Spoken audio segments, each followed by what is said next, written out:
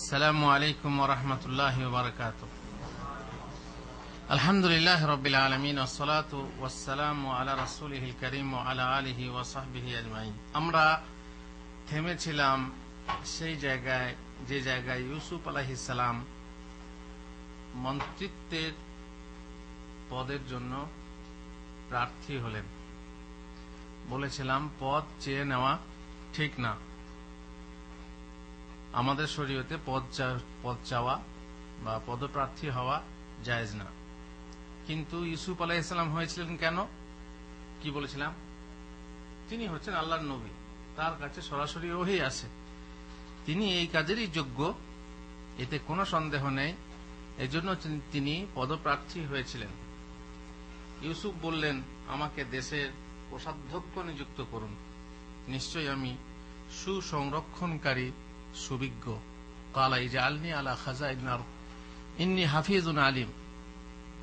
আল্লাহ তাআলা বলছেন, ওয়া কাযালিকা মাক্কান্না লিইউসুফ ওয়া কাযালিকা মাক্কান্না লিইউসুফ ফিল আরদি ইয়াতাবাওয়াউ মিনহা হাইসু ইয়াশা। এইভাবেই আল্লাহ তাআলা ইউসুফকে পৃথিবীর বুকে জায়গা করে দিলেন, যখন তার পায়ের তলায় মাটি ছিল না, যখন তিনি কুয়োর ভিতরে একাকী অসহায় অবস্থা ছিলেন, অথচ সেই ইউসুফকে আল্লাহ তাআলা জায়গা করে দিলেন। তিনি শস্যাগারের ব্যবস্থাপনার দায়িত্ব নিজ হাতে নেওয়ার ইচ্ছা এই জন্য প্রকাশ করলেন, যাতে স্বপ্নের তাবির বা ব্যাখ্যা অনুসারে আসন্ন দুর্ভিক্ষের জন্য উচিত ব্যবস্থা নেওয়া হয়। কারণ স্বপ্নে তিনি ওহীর মাধ্যমে জানতে পেরেছেন, বা স্বপ্নের যে ব্যাখ্যা, সেই ব্যাখ্যার মাধ্যমে জানতে পেরেছেন যে আগামীতে প্রচুর ফসল হবে 7 বছর, আর তারপরে 7 বছর দুর্ভিক্ষ হবে। সুতরাং পর্যাপ্ত পরিমাণে শস্য সংরক্ষিত করে রাখতে হবে।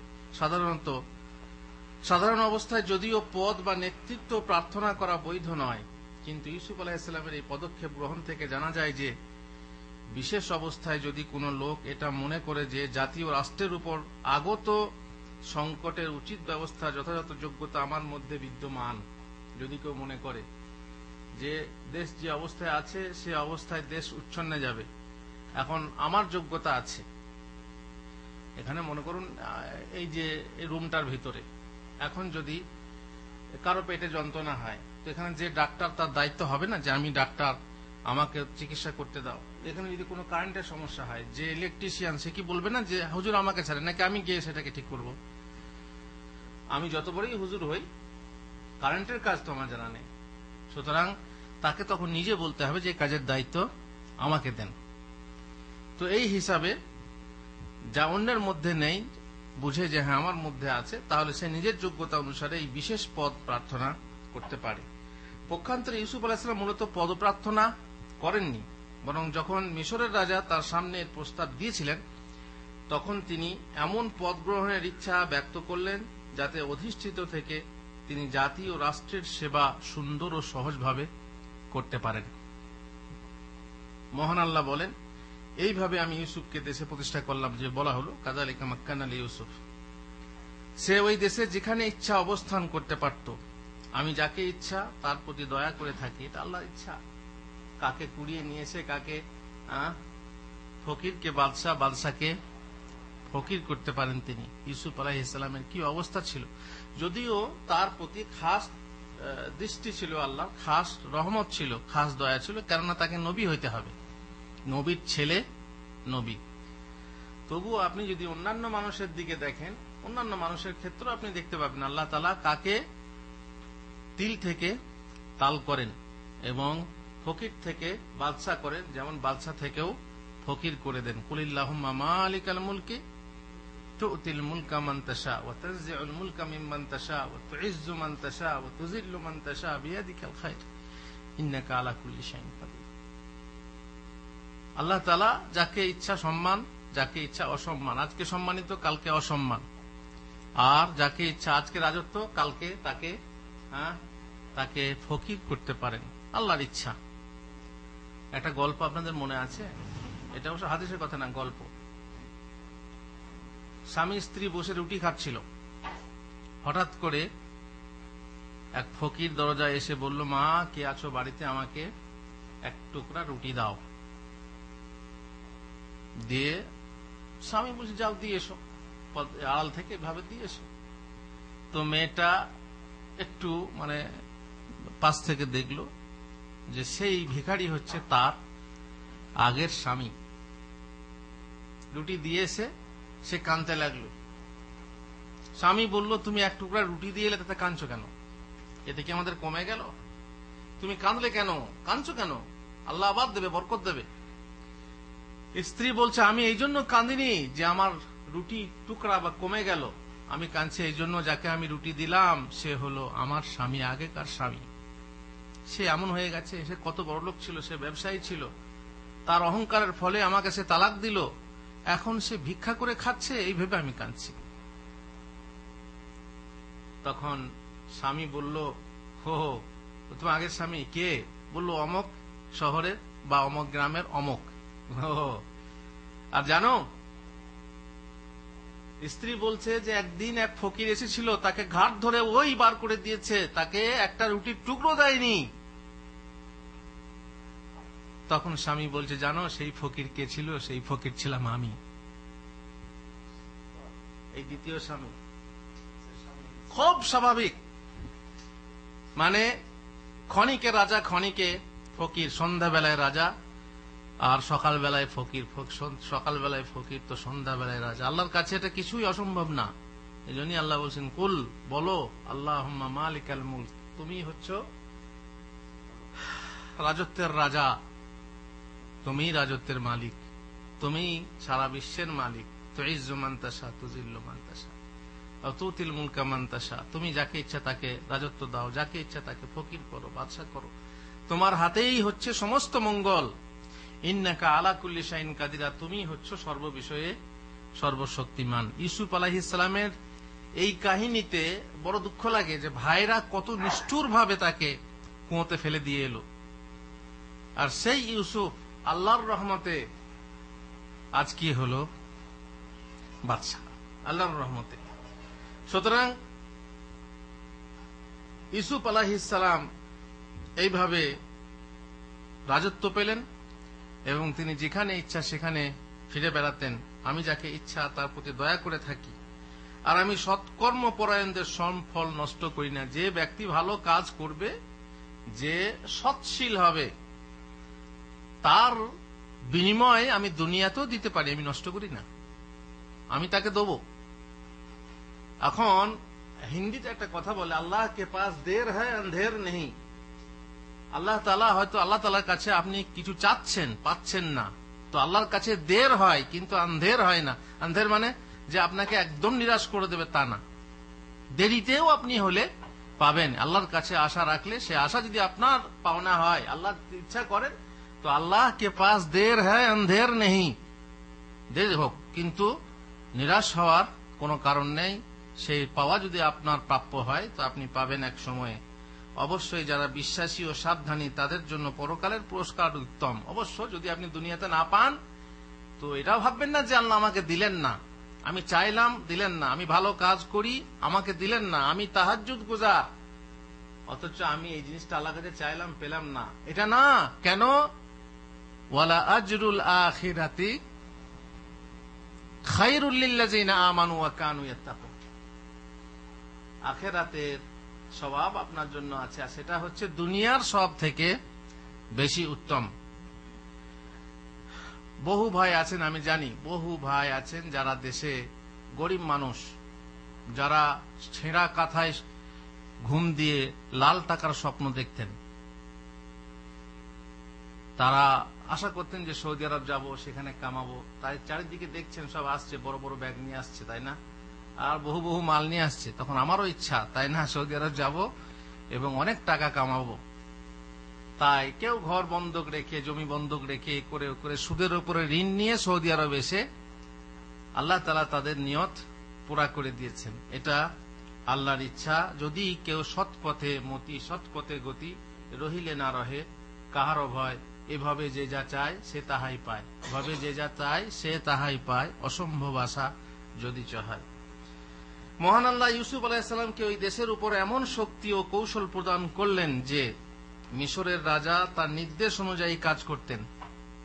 এবং তিনি মিশরের মাটিতে এমন অধিকার প্রয়োগ করতেন যেমন কোন মানুষ নিজ গৃহে প্রয়োগ করে থাকে।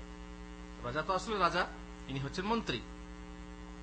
তিনি যেখানে ইচ্ছা সেখানে অবস্থান করতেন। পুরা মিশর ছিল তার পরিপূর্ণ অধীনস্থ। এটা ছিল তার সেই সবরের সুফল, যে সবর তিনি করেছিলেন কখন? শৈশবে, যা তিনি ভাইদের অন্যায় অত্যাচারের উপর করেছিলেন, এবং ওই সুদৃঢ় পদক্ষেপের বদলা ছিল যা তিনি জুলাইখার পাপের আহ্বানের মোকাবেলায় এখতিয়ার করেছিলেন। ওখানে তো সবর হলো। আর একটা সবর দেখেন, সবর কোন কোন সময়ে হয়। আপনার সামনে সবুর কয় প্রকার?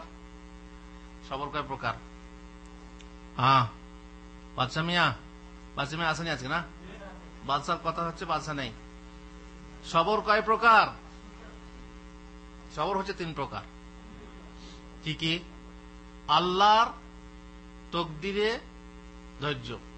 আল্লাহ যেটা তকদিরে লিখেছেন, বিপদ আপদ, সেগুলো তো আপনার হাত নেই। সেই বিপদ আপদে আপনার কোনো হাত নেই। যখন বিপদ আসবে সবুর করতে হবে। ইউসুফের এলো, ইউসুফের কোনো হাত ছিল? তাকে কুয়োতে ফেলে দেওয়া হলো, কি হাত ছিল? এতে সবর। যখন রাজ পরিবারে এলেন, রাজ পরিবারে যাকে মা বলে আহ্বান করা হলো, মা বলা হলো, সেই মা তাকে স্বামী বলে বা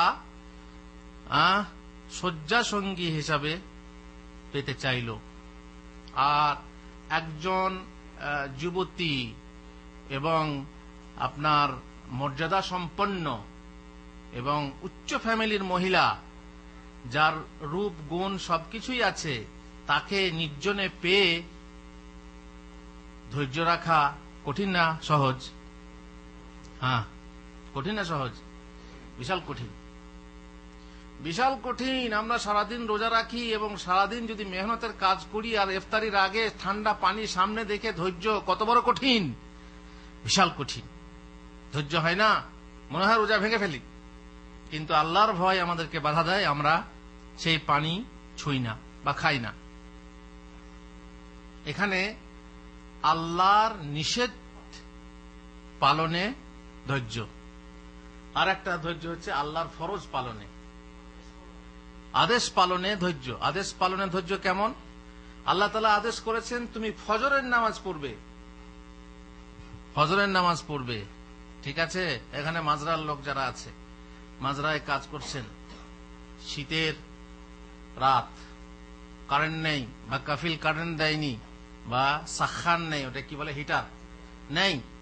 এখন ফজরের আগে দেখলেন আপনার স্বপ্নদোষ হয়ে গেছে, ফজরের নামাজ পড়তে হবে। বহু মানুষ করে আচ্ছা জোহরে তুলে নেবো, তাই না, জোহরে কাজা করুন না। কিন্তু না, ফরজটা কি? ফরজটা যথাসময়ে আপনাকে গোসল করে আদায় করতে হবে। এখন সেই শীতে বাংলাদেশের নদীতে কিংবা পুকুরে গোসল করতে, যারা পুকুরে গোসল করেন তাদের কি অবস্থা হয় বলুন তো? তেমনি এখানেও, এখানে ঠান্ডা পানি, ঠান্ডা পানি, নলের পানি হলেও ঠান্ডা, সেই পানি গোসল করে আপনার ফজরের নামাজ পড়া, আল্লাহর আদেশকে পালন করা, ফরজ পালন করা কত কঠিন। এতে ধৈর্যের দরকার। ইউসুফ আলাইহিস সালাম 2 রকম ধৈর্যের পরীক্ষা দিয়েছেন, আল্লাহর তকদিরে ধৈর্য এবং আল্লাহর নিষেধ পালনে ধৈর্য। নিষেধটা কি? ব্যভিচার করো না। সুতরাং জুলেখার বিরুদ্ধে যে দৃঢ়তার পরিচয় দিয়েছেন তিনি, কত ধৈর্যের সাথে, যে নির্জনে থেকেও পাপে লিপ্ত হননি। তারপরে আরো ধৈর্যের দরকার হয়েছে কোথায়? জেলের ভিতরে। জেল, অন্যায়ভাবে তাকে জেলে দেওয়া হলো, সেখানেও তিনি কিছু বললেন না, বলার ছিল না, করতে পারতেন না কিছু। বরং 2 ভাবে, এক তো রাজার বিরুদ্ধে কিছু করা যায় না, দ্বিতীয়ত জেল থেকে ছাড়া পেলে তারও কোথাও উপায় নেই, কারণ তিনি হচ্ছেন দাস, কৃতদাস হিসাবে সেখানে আছেন। আর সেখানে মহিলাদের আধিপত্য আছে, মহিলারা তাকে ফিতনাগ্রস্ত করবে। এই জন্যে তিনি কয়েদখানাতে থেকে ধৈর্যের পরীক্ষা দিলেন। ইউসুফ আলাইহিস সালাম এই পদ, সেই পদ ছিল, ইউসুফ আলাইহিস সালামের এই পদ সেই পদ ছিল যার উপর ইতিপূর্বে মিশরের সেই রাজা অধিষ্ঠিত ছিলেন, যার স্ত্রী ইউসুফকে ব্যভিচারের উদ্বুদ্ধ করার অপচেষ্টা করেছিল। কারো কারো মন্তব্য যে উক্ত রাজা ইউসুফ আলাইহিস সালামের দাওয়াত ও তাবলীগে মুসলমান হয়ে গেছিলেন। কোন রাজা? জুলেখার স্বামী। অনুরূপ কারো কারো মন্তব্য যে মিশরের রাজা ইতফিরের মৃত্যুর পর ইউসুফ আলাইহিস সালামের সাথে জুলেখার বিয়ে হয়েছিল এবং 2টি সন্তানও হয়েছিল। তাফসীরের কথা। সঠিক কোনো তথ্য জানা নেই। একজনের নাম আফরাইম এবং দ্বিতীয় জনের নাম হচ্ছে মিশা। তাহলে রাজার নাম কি ছিল? কি বললেন? ইতফির। ইতফির। তাহলে আফরাইমে ছিল ইউসা বিন নুন ও আইয়ুব আলাইহিস সালামের স্ত্রী রাহমাতের পিতা। এটা তাফসীর ইবনে কাসিরে বিভিন্ন তাফসীরে উল্লেখ আছে, কিন্তু এ কথা কোনো বিশ্বস্ত সূত্রে প্রমাণিত নয়। তাই বিবাহ সংক্রান্ত কথাটা বিশুদ্ধ বলে মনে হয় না, আল্লাহ জানে। আরো সব বলা হয় যে জুলাইখা বুড়িয়ে গেলেন ইউসুফ, তখন কি হবে? তখন ইউসুফ আলাইহিস সালাম জন্য জুলাইখা যেহেতু কামনা করেছিল, জুলাইখাকে পুনরায় যুবতী করে দেওয়া হলো, বিয়ে হলো, এইসব বলা হয়।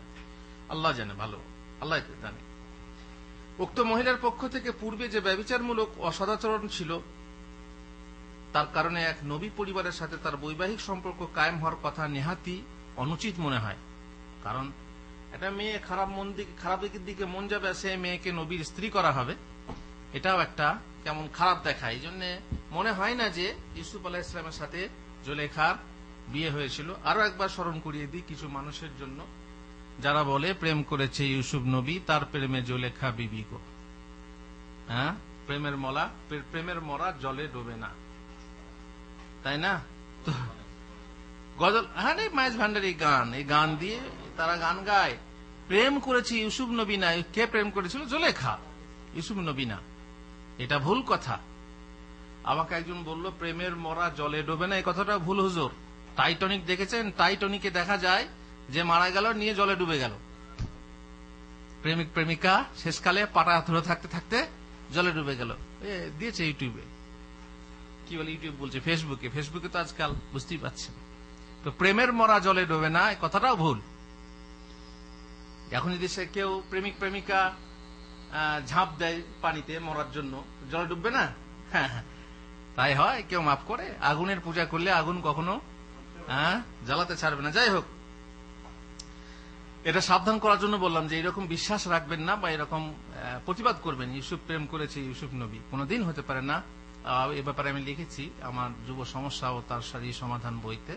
এ ব্যাপারে প্রেম নিয়ে কথা আছে। যারা এখনো কোনো নোংরা প্রেমে ফেঁসে আছেন, কোনো মেয়ের প্রেমে ফেঁসে আছেন, অবৈধ প্রেমে ফেঁসে আছেন, কি কাউকে ভালোবাসার অভিনয় চালিয়ে যাচ্ছেন, কিংবা সত্যিই কাউকে ভালোবেসে ফেলেছেন এবং তার সঙ্গে সংযোগ বা যোগাযোগ রেখে চলেছেন চিঠির মাধ্যমে, টেলিফোনের মাধ্যমে, তারা সাবধান হয়ে যান এবং এই বইটা একবার পড়ুন, প্রেম। আর যদি কেউ বলেন যে আমি ফেঁসে গেছি, ছাড়তে পারছি না, তবুও বইটা পড়েন, কারণ ওখানে প্রেম রোগের চিকিৎসা বলে দেওয়া হয়েছে। হ্যাঁ, সুতরাং প্রেমিক প্রেমিকার জন্য এই ক্যাসেট বা এই সিডি দেখাও জরুরি এবং ওই বইটা পড়াও জরুরি।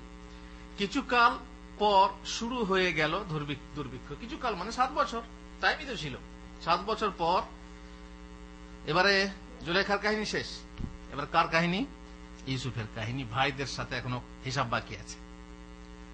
দুর্ভিক্ষ শুরু হয়ে গেল, যা মিশর দেশের সমস্ত এলাকা ও শহরকে আক্রমণ করলো, এমনকি কানান পর্যন্ত। কানান কোথা? কানান কোথা? কার দেশ? ইয়াকুব আলাইহিস সালামের, ইউসুফ আলাইহিস সালামের নিজের বাড়ি, হ্যাঁ, বাপের বাড়ি কানান। কানান তো সেখান পর্যন্ত পৌঁছে গেল, সে যেখানে ইয়াকুব ও ইউসুফ আলাইহিস সালামের ভাইগণ বসবাসরত ছিলেন। ইউসুফ আলাইহিস সালাম এই দুর্ভিক্ষের জন্য সুকৌশলের সাথে যে সুব্যবস্থা নিয়েছিলেন তা সফল হলো এবং শস্য প্রাপ্তির জন্য সব দিক থেকে লোকজন তার কাছে আসতে লাগলো। চারদিক থেকে খবর হয়ে গেল যে মিশরে রাজার কাছে খাদ্য মজুদ আছে, সেখানে গেলে আরে টাকা দিয়ে কিনতে পাওয়া যায় না, টাকা দিয়েই কিনবো। আল্লাহ তাআলার কেমন ইচ্ছা দেখেন। কখনো কখনো এমন হয় যে খাদ্য নেওয়ার মতো লোক থাকে না, পয়সা দিয়েও কেউ নিতে চায় না। আজকাল আমাদের দেশে আলুর অবস্থা দেখছেন, আলু বিক্রি হয় না। এত আলু হয়েছে, আল্লাহ এত আলু দিয়েছেন, মাঠে আলু পড়ে আছে, কেউ নেয় না, পয়সা দিয়েও নেয় না। 1.5 টাকা 2 টাকা কিলো কেউ নেয় না। আর গতবারে কি হলো, 40 টাকা 30-40 টাকা কেজি হয়ে গেল। তো কখনো এরকম, কখনো এরকম, আল্লাহ তাআলার ইচ্ছা। চারিদিকে খবর হয়ে গেল যে অমুক জায়গাতে শস্য দেওয়া হচ্ছে, পয়সা দিয়ে, চলো পয়সা দিয়ে নিয়ে, কিংবা যাদের পয়সা নেই তারা চেয়ে খাবে, সমস্যা কি? চারিদিক থেকে আসতে লাগলো। ইউসুফ আলাইহিস সালামের প্রসিদ্ধি কানান পর্যন্ত পৌঁছে গেল। মিশরের বাদশাহ এভাবে শস্য বিক্রি করছেন। সুতরাং পিতার আদেশে ইউসুফ আলাইহিস সালামের ভাইরা বাড়ি থেকে পুঁজি নিয়ে, টাকা পয়সা নিয়েই শস্য প্রাপ্তির জন্য রাজ দরবারে উপস্থিত হল। সেখানে ইউসুফ আলাইহিস সালামের রাজ সিংহাসনে অধিষ্ঠিত ছিলেন। ইউসুফ আলাইহিস সালাম তাদেরকে চিনলেন, কিন্তু তাকে তারা চিনতে পারল না, কারণ ছোটবেলাতে ফেলে দিয়েছে, তারপর তা দেখেনি। কিন্তু ইউসুফ আলাইহিস সালাম চেহারাগুলো ভালো মনে রেখেছেন এবং চিনতে পারলেন যে এরাই আমার সেই 11 ভাই। ইউসুফ আলাইহিস সালাম অপরিচিত থেকে স্বীয় ভাইদের কিছু কথা জিজ্ঞেস করলে তারা অন্যান্য কথা বলার সাথে সাথে এটাও বলে ফেলল যে আমরা 10 ভাই এখানে উপস্থিত রয়েছি। তার মানে কজন এসছে? 10 জন। আর ইউসুফের আপন ভাই বেনিয়ামিন আসেনি, আব্বা আসতে দেননি। কেন? ওই যে একবার তো বিশ্বাস হারিয়েছি, একে নিয়ে গেও হয়তো তোমরা বলবে বাঘে খেয়ে নিয়েছে, সুতরাং যাও, তোমরা 10 জনই যাও। আরো 2 জন বৈমাত্র ভাই আছে, তাদের একজন তো জঙ্গলে ধ্বংস হয়ে গেছে এবং দ্বিতীয় জনকে আব্বা সান্ত্বনা স্বরূপ নিজের কাছে রেখে নিয়েছেন। তার মানে বোঝা গেল, জানি না এদের কোন ভাই, এটা যেটা ধ্বংস হয়ে গেছে সেটা কোন ভাই। না, ওটা বলছে ইউসুফের কথা, ওটা ইউসুফের কথা বলছে যে একজন জঙ্গলে, এখনো মিথ্যা বলছে যে একজন জঙ্গলে ধ্বংস হয়ে গেছে আর একজনকে আব্বা পাশে রেখে নিয়েছেন, আমাদের সাথে পাঠাননি। তখন ইউসুফ আলাইহিস সালাম তাদের খাদ্য সামগ্রীর ব্যবস্থা করে দিলেন এবং বললেন, তোমরা আমার নিকট তোমাদের বৈমাত্রেয় ভাইকে নিয়ে এসো। কি বললেন? কালু ওয়ালাম্মা জাহাযাহুম বিজাহাযিহিম ক্বালা আতুনি বিআখিল লাকুম মিন আবিকুম, তোমাদের সৎ ভাইকে আমার কাছে নিয়ে এসো। আলা তারাউনা আন্নী উফিল কাইলা ওয়া আনা খায়রুল মুনজিলিন, তোমরা কি দেখতে পাচ্ছ না যে আমি মাপে পূর্ণ মাত্রা দিই আর আমি উত্তম অতিথি পরায়ণ। তোমাদের কি সুন্দর খাতির করলাম, তোমাদের খাতিরও করলাম আর তোমাদেরকে মেপে ঠিক মতো শস্য দান করলাম। কিন্তু তোমরা যদি তাকে আমার নিকট নিয়ে না আসো, তাহলে আমার নিকট তোমাদের জন্য কোনো খাদ্য সামগ্রী আগামীতে থাকবে না এবং তোমরা আমার নিকটবর্তী হবে না। বুঝতে পারলেন? তার মানে নিয়ে আসতেই হবে। বললেন যে ফালা কাইলা লাকুম ইনদি ওয়ালা তাকরাবুন, আমার নিকটবর্তী হবে না। এ তো মুশকিল। তারা বলল, ওর বিষয়ে আমরা ওর পিতাকে সম্মত করার চেষ্টা করব। কালু সানুরাবিদু আনহু আবাহু ওয়া ইন্না লাফাইলুন, এই ব্যাপারে আমরা চেষ্টা করে দেখব, আব্বাকে ফুসলিয়ে ফাসলিয়ে ভুলিয়ে ভালিয়ে চেষ্টা করব। আপনি যখন বলছেন, জোর করছেন, তখন আমরা তাই করব, নিশ্চয়ই এটা করব। অতঃপর ইউসুফ আলাইহিস সালাম তার কর্মচারী যুবকদেরকে বললেন, কি বলেন? ওয়াকাল আলি ফিতিয়ানিহি জাআলু বিদাআতাহুম ফি রিহালিহিম লাআল্লাহুম ইয়ারিফুনাহা ইযান ক্বালাবু ইলা আহলিহিম লাআল্লাহুম ইয়ারজিউন। কি হলো? ইউসুফ আলাইহিস সালাম এটা একটা প্ল্যান, যে তারা যে পুঁজি নিয়ে এসেছিল, পুঁজির বিনিময়ে তো শস্য দেওয়া হলো না, ওদের পুঁজিগুলো ওদের বস্তাতে, ওদের সামানের সঙ্গে রেখে দাও, যাতে করে বাড়িতে গিয়ে বুঝতে পারে, এখানে না, দেখলেন, বাড়িতে গিয়ে বুঝতে পারে যে ওদের পুঁজি ফেরত দেওয়া হয়েছে। সুতরাং পণ্য মূল্য তাদের মালপত্রের মধ্যে রেখে দাও, যাতে ওরা স্বজনের নিকট ফিরে যাওয়ার পর তারা তা চিনতে পারে। তাহলে সম্ভবত তারা পুনরায়, যাতে লোভ ধরে দেওয়া হলো না, হ্যাঁ দেখো, আরে মালকে মাল, আবার টাকাও ফেরত দিয়েছে, তার মানেই তাহলে আর একবার যেতে হবে, তাই না? এই জন্য তো আমাদের ডবল করে বিয়ে করতে যায়। কেন? রাজকন্যার সাথে অর্ধেক রাজত্ব পাওয়া যায়, তার একটা করি, তাই না? এই জন্য ছাড়া আর করে, তাতে কি হয়, তার এই ব্যবসা চলতে থাকে। আল্লাহুল মুস্তাআন। সুতরাং যখন তারা তাদের পিতার নিকট ফিরে এলো, তখন বলল, হে আমাদের পিতা, আমাদের জন্য খাদ্য সামগ্রী নিষিদ্ধ করা হয়েছে। এসে বলতে লাগলো, কালু ইয়া আবানা মুনিআ মিনাল কাইল ফারসিল মানা আখানা নাকতাল ওয়া ইন্না লাহু লাহাফিজুন। আবার সেই ওয়াদা দিতে লাগলো যে সুতরাং আমাদের সাথে আমাদের ভাইকে পাঠিয়ে দিন, বিনিয়ামকে পাঠিয়ে দিন, যাতে আমরা খাদ্য সামগ্রী পেতে পারি। আমরা অবশ্যই তার রক্ষণাবেক্ষণ করব। কালা হালা আমানুকুম আলাইহি ইল্লা কামা আমিনতুকুম আলা আখিহি মিন ক্বাবল ফাল্লাহু খায়রুন হাফিজান ওয়া হুয়া আরহামুর রাহিমিন।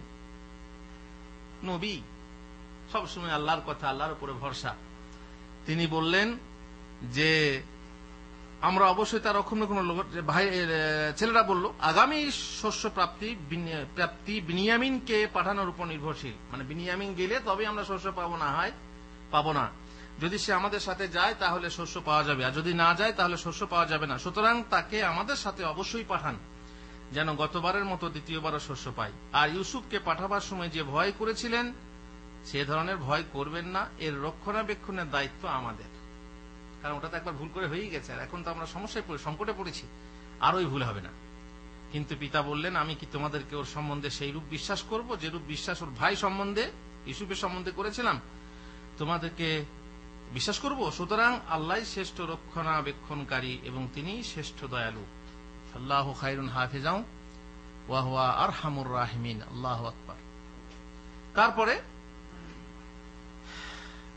মালপত্র যখন খুলল, তাদের মালপত্র খুলে দেখলো, তখন তারা দেখতে পেল মালের সাথে তাদের পণ্য মূল্য তাদেরকে ফেরত দেওয়া হয়েছে। এখানে আব্বাকে কথা বলার পরে, কারণ ফিরে আসার পর তো সব খবর নিচ্ছেন, সেই সময় এটা বলা হলো। তারপরে মালপত্র যখন খোলা হচ্ছে, খুলে যখন দেখছে, তখন দেখছে যে তাদের পুঁজি তাদেরকে ফেরত দেওয়া হয়েছে। তারা বলল, হে আমাদের পিতা, কালু ইয়া আবানা মা নাবগি হাযিহি বিদাআতুনা রুদ্দাত ইলাইনা ওয়া নামিরু আহলানা ওয়া নাহফাজু আখানা ওয়া নাজদাদু কাইলা বাঈদ যালিকা কাইদুন ইয়াসির। আমরা আর কি প্রত্যাশা করতে পারি আব্বা? এই তো দেখুন দেখুন দেখুন, পণ্য মূল্য আমাদেরকে ফেরত দিয়েছে। আমরা দিয়ে দিয়েছিলাম টাকা, কিন্তু সেই টাকা কি করে এলো? নিশ্চয়ই ওরা ফেরত দিয়েছে। পুনরায় আমরা আমাদের পরিবারবর্গকে খাদ্য সামগ্রী এনে দেবো, আর আমরা আমাদের ভাইয়ের রক্ষণাবেক্ষণ করবো। কারণ ভাইকে পাঠানোর শর্ত রাজা বলেই দিয়েছেন, ভাই না গেলে আর কিছুই পাবো না, এ তো বিনা পয়সায় পেয়েছি, আর তখন ভাই গেলে তবে পাবো। ভাইয়ের রক্ষণাবেক্ষণ করবো আব্বা। আমরা অতিরিক্ত আর এক উটনি বোঝাই পণ্য আনবো, যা এনেছি তা পরিমাণে অল্প, এটা এখন অল্প, আরো বেশি করে আনবো। যেহেতু প্রত্যেক ব্যক্তিকে ততটা পরিমাণ শস্য দেওয়া হয় যতটা তার উট বহন করতে পারে, সুতরাং বিনিয়ামিনের কারণে একটি উটের বোঝ পরিমাণ শস্য আরো বেশি পাওয়া যাবে। ভাই একটা বেশি যায়, তার একটা উট মাল বেশি আসবে। কিন্তু পিতা বললেন, আমি ওকে কখনো তোমাদের সাথে পাঠাবো না। ক্বালা লান উরসিলাহু মাআকুম হাত্তা তুতুনি মাওসিকাম মিনাল্লাহ লা তা'তুন্নানি বিহি ইল্লা আন ইউহাতা বিকুম। আমি কখনোই ওকে তোমাদের সাথে পাঠাবো না যতক্ষণ না তোমরা আল্লাহর নামে অঙ্গীকার করো যে তোমরা তাকে অবশ্যই আমার কাছে ফিরিয়ে নিয়ে আসবে। তবে তোমরা অবরুদ্ধ হয়ে গেলে সে কথা ভিন্ন। সবাই যদি আটকে যাও তাহলে আলাদা, কিন্তু তোমরা এলে, আমার বেটা এলো না, আমার বিনিয়ামিন এলো না ইউসুফের মতো, এটা আমি মানবো না। তোমরা আল্লাহর কাছে অঙ্গীকার করো। অতঃপর যখন তারা তার নিকট অঙ্গীকার করলো, তখন তিনি বললেন, আমরা যা কিছু বলছি আল্লাহ তার বিধায়ক। ক্বালা আল্লাহু আলা মা নাকুলু ওয়াকিল। তারপরে হয়ে গেল। আশঙ্কা থাকা সত্ত্বেও যেহেতু শস্যের অত্যন্ত প্রয়োজন ছিল, তাই পিতা বিনিয়ামিনকে তাদের সাথে পাঠাতে অস্বীকার করা উচিত মনে করলেন না এবং আল্লাহর উপর ভরসা করে তাকে পাঠাবার জন্য তৈরি হয়ে গেলেন। অতঃপর তিনি বললেন, হে আমার পুত্রগণ, তোমরা শহরের এক দরজা দিয়ে প্রবেশ করো না, বরং ভিন্ন ভিন্ন দরজা দিয়ে প্রবেশ করো। দরজা এক দরজা দিয়ে গেলে সমস্যা আছে, ভিন্ন ভিন্ন দরজা দিয়ে প্রবেশ করো। আল্লাহর বিধানের বিরুদ্ধে আমি তোমাদের জন্য কিছু করতে পারি না। ইনিল হুকমু ইল্লা লিল্লাহ। বিধান হচ্ছে আল্লাহরই, আমি তারই উপর নির্ভর করলাম এবং যারা নির্ভর করতে চায় তারা আল্লাহরই উপর নির্ভর করুক। নির্ভর করতে হলে কার উপর করতে হবে? ইনিল হুকমু ইল্লা লিল্লাহ, আলাইহি তাওয়াক্কালতু ওয়া আলাইহি ফালইয়াতাওয়াক্কালিল মুতাওয়াক্কিলুন। আব্বার কথা মতো একই সঙ্গে যেতে নিষেধ। হ্যাঁ, একই সঙ্গে যেতে নিষেধ কেন করলেন? একই পিতার 11 জন পুত্র, যারা দেহের উচ্চতা, আকার, আকৃতিতে শ্রেষ্ঠ, যখন একই সাথে একই স্থান অথবা দলবদ্ধভাবে কোথাও গিয়ে অতিক্রম করে, তখন সাধারণত লোকেরা আশ্চর্য এবং হিংসার দৃষ্টিতে দেখে, আর এটাই নজর লাগার কারণ হয়ে দাঁড়ায়। সুতরাং তিনি তাদেরকে বদনজর থেকে বাঁচাবার জন্য উপায় স্বরূপ এই নির্দেশনা দিলেন, একসাথে যেও না, আলাদা আলাদা ভাবে যেও, হিংসা হতে পারে। সুতরাং যখন তারা, তাদের পিতা তাদেরকে যেভাবে আদেশ করেছিল সেভাবেই মিশর প্রবেশ করলো, তখন আল্লাহর বিধানের বিরুদ্ধে ওটা তাদের কোনো কাজে আসলো না। ইয়াকুব আলাইহিস সালাম শুধু তার মনের একটা অভিপ্রায় পূর্ণ করেছিলেন মাত্র, আর তিনি অবশ্যই জ্ঞানী ছিলেন। নবী তো। তার উক্ত নির্দেশনা, বাহ্যিক উপায়, সতর্কতা, সুব্যবস্থা স্বরূপ যা অবলম্বন করার আদেশ মানুষকে করা হয়েছে, কিন্তু এর মাধ্যমে আল্লাহর পক্ষ থেকে নির্ধারিত ভাগ্যে কোনো পরিবর্তন ঘটতে পারে না। ঘটবে সেটাই যেটা তার সিদ্ধান্ত, আল্লাহর সিদ্ধান্ত বা ফায়সালা অনুসারে তার হুকুম হবে। এক সময় তারা যখন ইউসুফের সামনে হাজির হলো, তখন তিনি তার সহোদর ভাইকে নিজের কাছে রাখলেন এবং বললেন, আমি তোমার সহোদর ভাই। ভাইটাকে নিজে একটু গোপনে নিয়ে গিয়ে, ভাইও চিনতে পারেনি যে নিজের ভাই, সহোদর ভাই বিনিয়ামিন, সেও কিন্তু চিনতে পারেনি। তাকে পাশে ডেকে নিয়ে গিয়ে বলছে যে আমি তোমার সহোদর ভাই, সুতরাং তারা যা করতো তার জন্য তুমি দুঃখ করো না। ওই ভাইগুলো যে করেছে, যে আমাদের সঙ্গে যে ব্যবহার করেছে, তাতে দুঃখ করো না। একটি রুমে দুজন করে ভাইকে থাকার ব্যবস্থা করে দেওয়া হলো। এমনি ভাবে বিনিয়ামিন যখন একাই অবশিষ্ট রয়ে গেলেন, তখন ইউসুফ আলাইহিস সালাম তাকে একটি পৃথক রুমে থাকার ব্যবস্থা করে দিলেন।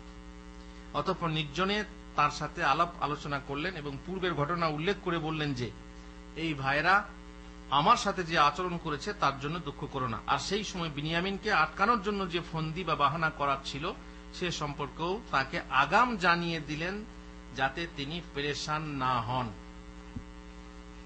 মানে বিনিয়ামিনকে আটকাবার জন্য একটা ফন্দি ছিল, সেই ফন্দিটা আগে বলে দেওয়া হলো যে আমরা এই করব, তুমি কিন্তু ভয় পেও না বা চিন্তা করো না, আশঙ্কা করো না, ইনশাআল্লাহ। তারপর কিভাবে ফন্দি করে তাকে আটকানো হলো, এই কথা আমরা পরে জানবো। আল্লাহ তাআলা আমাদেরকে তৌফিক দেন যেন আমরা এই কাহিনী থেকে কিছু শিখতে পারি, আল্লাহুম্মা আমিন। ওয়া সাল্লাল্লাহু আলা নবিনা মুহাম্মদ ওয়া আলা আলিহি ওয়া সাহবিহি আজমাইন।